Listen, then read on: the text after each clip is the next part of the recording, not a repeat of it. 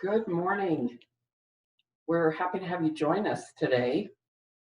We will be talking about personalized learning centered feedback and reporting proficiency. My name is Cami Alexander, and I am the Director of Elementary Ed, and we'll have everyone around the table introduce themselves. I'm Dave Hales. I'm the Supervisor of Elementary Ed.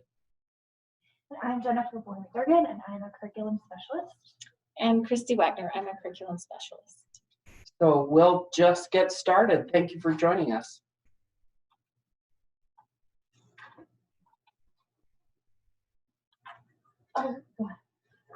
First of all, we want to thank you all so very much for the work you're doing. We know that working remotely has created lots of challenges for you, but we are so impressed at the way you are digging in, learning new things, and reaching out to your students and parents. So thank you for that. We really appreciate all that you're doing to make sure our students are receiving instruction and receiving a connection consistently with each of you.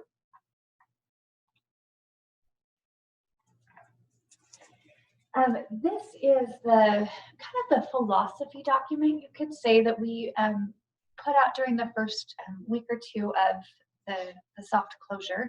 It just basically answers that teacher question of what should I be focusing on? So these are the same 5 things that we've been talking about all during this time, and they are listed pretty much in order. The first one, as you've read in the superintendent's emails and heard from your principals, is that we need to be checking in with students in our own way, but making sure that we have a relationship with them, that their mental health needs are being addressed, and that they have what they need during this time and that they're okay.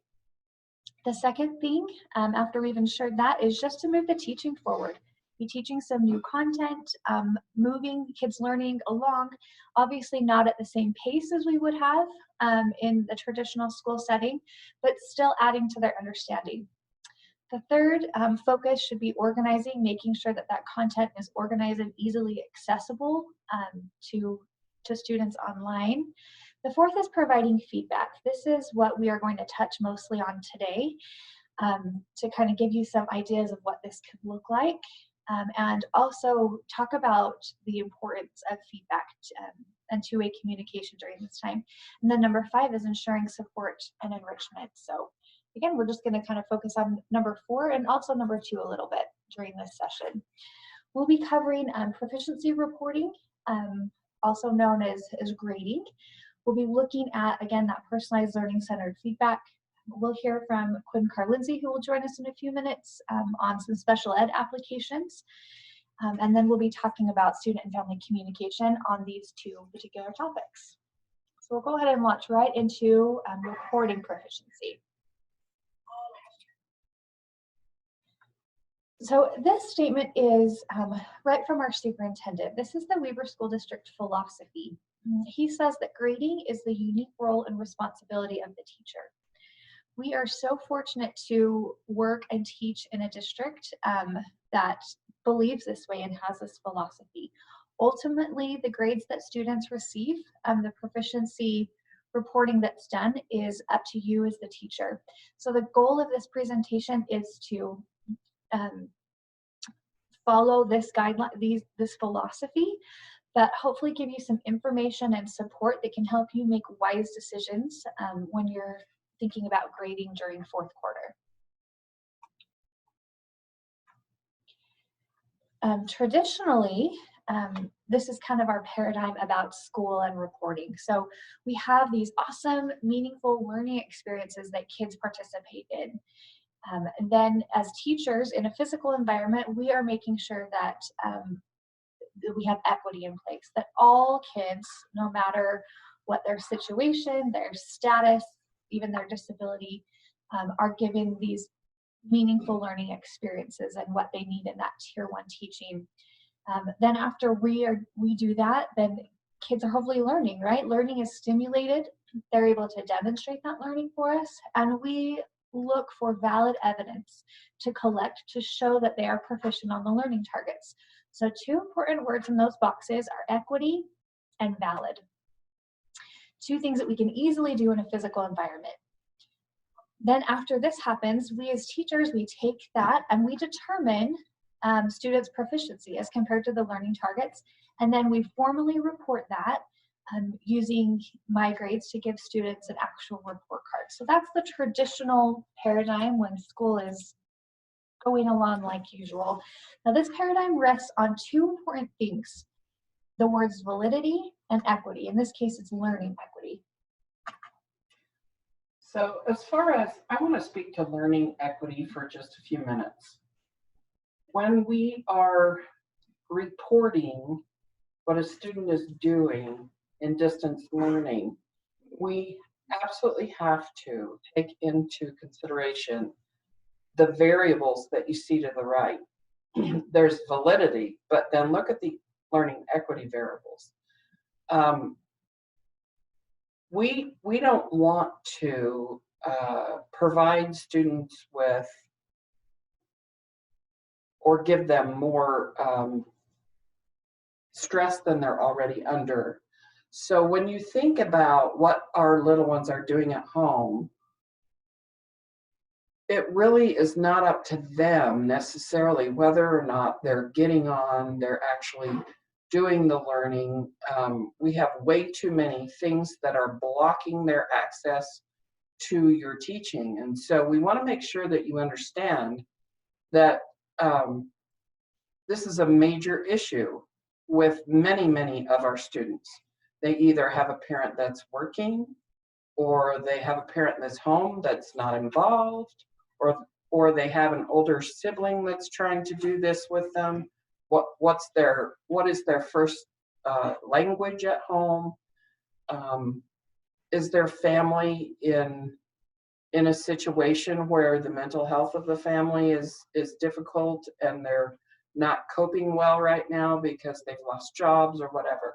So that's the learning equity that we're talking about. We need to be very, very aware that we already know there are inequities. There are inequities when we're sitting in a classroom together. Those are magnified as we go through a learning experience that's online and distance learning. So when we're talking about reporting on validity, we have really no idea unless we're watching a child do their work, whether or not it's done by them, whether it's done by a parent or a sibling, or how much support they're receiving from them. And so those are some really major concerns that we would like you and your teammates to discuss and think about before you make decisions about how you're reporting and what kind of information you're sharing. You can see here in this graphic, we have some major questions. Cami just gave you all of the reasons about, why equity is really hard to ensure right now, and validity is really hard to ensure. So if these two boxes change, these first two boxes, is this third box of reporting proficiency appropriate? Is that what should be there? This is the suggested paradigm that we switch to at this point. So we provide meaningful learning experiences. Obviously, we do as best as we can to make sure that those are equitable, right? Then kids can be learning in this environment for sure. They can demonstrate learning. We collect evidence, but we've taken those two words out because they're not impossible to have at this point, but they are very, very difficult. And so our suggestion is that instead of focusing on reporting proficiency, putting something into my student, we focus on personalized learning-centered feedback as communication instead. And I would add to what Jennifer's saying by asking you this question. Are you reporting on what they've learned or on accountability? Because accountability right now is a very, very different monster when you're talking about distance learning. And if we are requiring things and we're issuing letter and number grades, we're actually grading on accountability and not whether or not a student has mastered a concept. Yeah. And that we've read into this. So, because there's really three purposes of grading, right? The one is to evaluate their proficiency. One is to hold students accountable to get things done. And the third is to communicate. So, so far we've talked a lot about the evaluate piece, right? Is it really possible to get valid evidence and make those learning experiences equitable in order to appropriately evaluate them? Let's talk about accountability a little bit. So we were in a meeting the other day with Superintendent Stevens, and we were talking about just sort of the efforts that are being made and the way things are going. And one of the comments in the table was the fact that we're all in the same boat. And he raised his finger and he said, you know, let's think about that for just a second. And he said something that really, really made sense to all of us. He said, we're not actually all in the same boat, but we are in the same storm. When you think about Weber School District, 17,000 little people who attend the elementary schools, there are a lot of different boats that those little ones are experiencing on the home front. And so as you've heard Cammie and Jen share, equity and accountability, they're not identical for all of the children based on their ability to access the learning. So the big focus then the district is really aiming at is, can we communicate and give feedback to the children no matter which boat they happen to be on? And I might add that maybe some of them are just waiting for you to throw them a floaty because they might be drowning right now. So we also need to take that into consideration, that they don't even have a boat.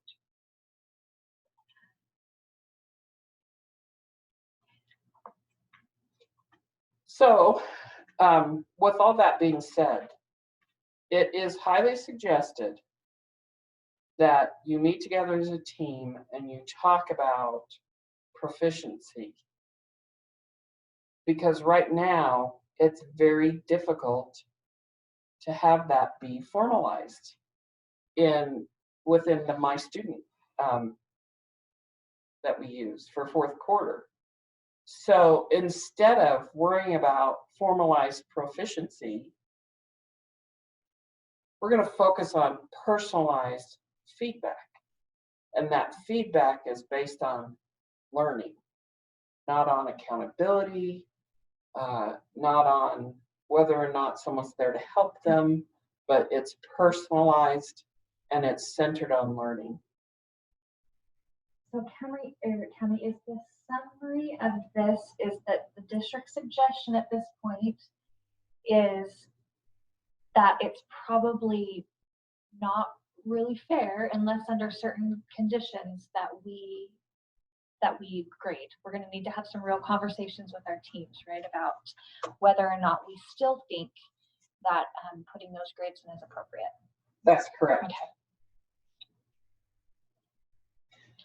So if you go back to the slide where we talked about equity and validity, and you look at those things, and you can say with 100% assuredness that there aren't any variables, right? So you're positive the student did this on their own. You're positive that they've learned what you've asked them to learn and that they've mastered it and that they all have equal access to all those things under those equity variables. Okay, so that's what slide we're on now. So if you're saying we are 100% positive that every student in our class has an equitable situation, it's valid and it's equitable, then maybe we can formally report proficiency. If we can't say yes, that it's valid and equitable, it needs to be both, then is reporting student proficiency appropriate? We want you to discuss that together. We want you to talk to your your principals about that. You're going to determine that as a team. But again, as we said in the previous slide, we highly suggest that you refrain from that reporting of formalized proficiency, because I'm not sure any of us at this point can guarantee validity or equity. And their ability to move their boat forward may be limited based on circumstances at home, but the district is asking you to be very careful and do the best you can to communicate with them with the instructions that they need to do the best they can with what they have. Sure. So it's not that we're stopping teaching, it's just that 1 and 2 are really complicated in this situation. But communicating, right, we can do. Right. So let's emphasize that over the other 2 at this point. Okay. If your team elects not to enter proficiency levels or grades for 4th quarter, this is what it would look like. There's blanks that appear for 4th quarter. This is something that would happen anyway. In this example, you can see that there's some blanks in 2nd quarter and 3rd quarter because there's only scores that show up if you assess that learning target that quarter. So, the whole 4th column might be blank, and that's okay. That just means that that learning target wasn't assessed. It doesn't mean that they are not proficient. It just means that there's no assessment data for that quarter. So if that's something your teams are worried about, that's what it would look like, and that is totally fine in this situation. There'll also be a disclaimer that appears at the top of the report card this year and the progress report for parents. Yeah, and this is probably important so that as report cards, if they are issued, there is a visibility in years to come, and for the parents who do observe them, please note that 4th quarter of the 2019-2020 school year was completed as modified home learning because of the COVID-19 pandemic. So parents, if blanks are there, they indicate that as encouraged by district leaders, proficiency was not determined in those areas for that quarter. That'll be nice to carry forward with them too, so that there's always that reminder of why that column is blank or has very little in it. Well, and frankly, if a teacher has been reaching out to parents and communicating with parents, those parents know what those students have learned and what they haven't. So it's the communication and the connection that you're making with children and parents about their learning that's more important at this point, because there will be a lot of blanks there. And we do want to keep that communication open because they're putting a lot of effort in what they're doing at home, and they need to be validated for that purpose, and what they're doing. So communication, we really, really need to keep that available for parents. And this is kind of a no-brainer, but personal and social responsibility reporting, we are not doing that 4th quarter. Again, it's about accountability, and we don't grade accountability in a time like this because we just don't know what is happening in that student's home. So please do not report personal and social responsibility. And those are all, you have to physically observe all of those. Yes, which you is, do. It's kind of impossible. Very at difficult this to point. do by video. Right. Okay, if you do choose to put some proficiency levels into My Student this year, the next 2 slides are just some guidance and some things for you to think about. First of all, consider using proficiency reporting to honor the work of students. Christy just talked about that. Those who demonstrated proficiency on a learning target, not as a penalization for those who haven't.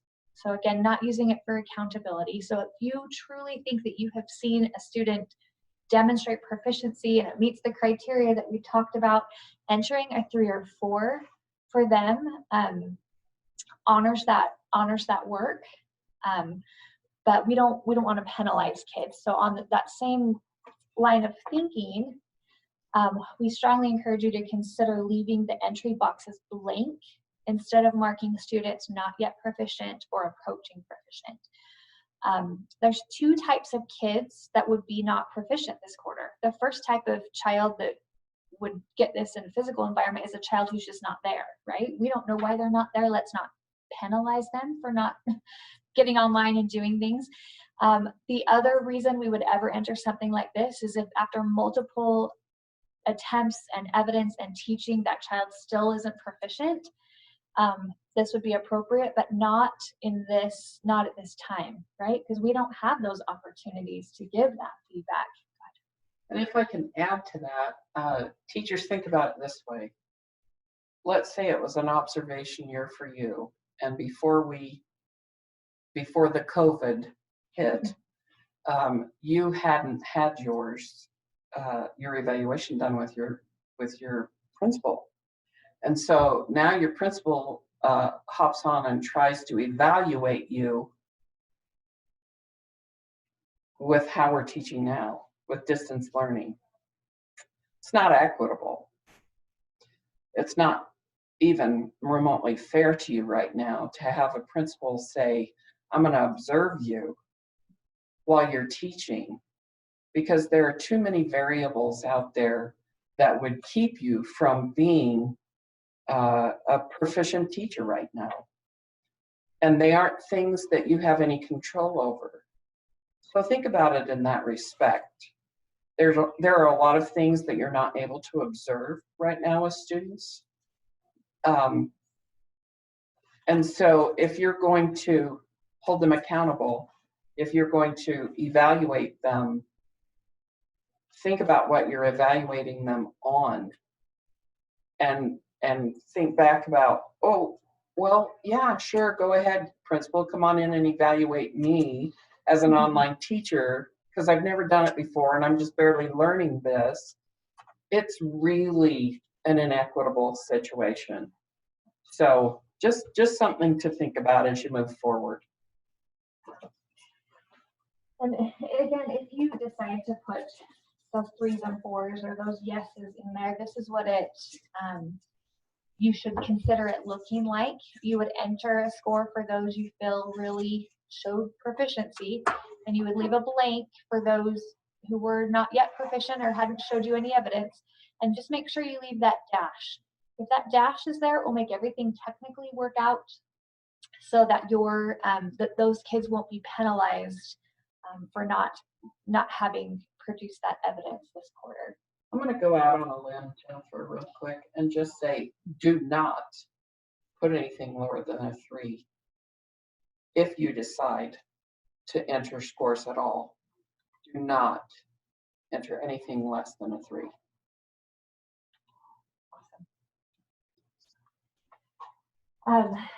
Communication wise, this is big. This is a lot for you and your team to start thinking about. So our first recommendation is that you take the next few weeks, not the next few minutes, but the next few weeks, to talk to your team and make decisions about your proficiency reporting. Our superintendent has reiterated over and over, there's not an urgent need to make a decision on this right now. And then just keep teaching. Number 2 there, before you communicate with parents and students about this topic, please be sure that you have a conversation with your administrator. But in the meantime, just keep teaching and providing feedback. This one will be one you can define as you move forward and get closer to the end of the year with the administrator, but please visit with them before you decide to send a report home. And I'll speak to the parent question bullet there. Parents are going to have questions. There are some parents that are overexcited about grades, overexcited about report cards. They're unsure of how this is going to affect their child. And we'll answer those questions as they come to us. And if you need help forming an answer, ask your administrator to help you, because we've had lots of conversations with them as well. You don't need to send home a global email to every parent saying, this is what we're doing. Because as you're talking and communicating with parents and students, you can help them understand that more important than that final report card, more important than assessing, is the feedback that I'm giving to you right now. This is the most important part, is this feedback that I'm giving you right now. If you send out a global email and then as a team you change your mind, then that becomes difficult as well. So when Jen says consider taking the next few weeks, don't make a hasty decision. You don't need to. You can answer those parents' questions as they come. You can tell them that our focus is not a report card right now. It's about students and learning and their well-being. Tammy, I want to piggyback on what you said about feedback with parents and with both students. When you're in a classroom situation, you're giving feedback all day long to those kids. You're reteaching and giving all of those great feedbacks because they're there in person. And those are the most meaningful types of feedback. The grade or a score doesn't really tell a student a lot about their learning. For parents, they appreciate that because they know their kids are turning work in and that they're doing things and how that communication is important. But I feel like parents are going to value that learning feedback more in this situation because they're home with them and watching and wanting to know if what they're doing is right and what they're observing is what they should be observing. I think it's more meaningful than any number we could attach to. And it's incredibly timely. So they're not waiting until the end of May to hear how their child is doing in this distance learning setting, because we're telling them all the way along.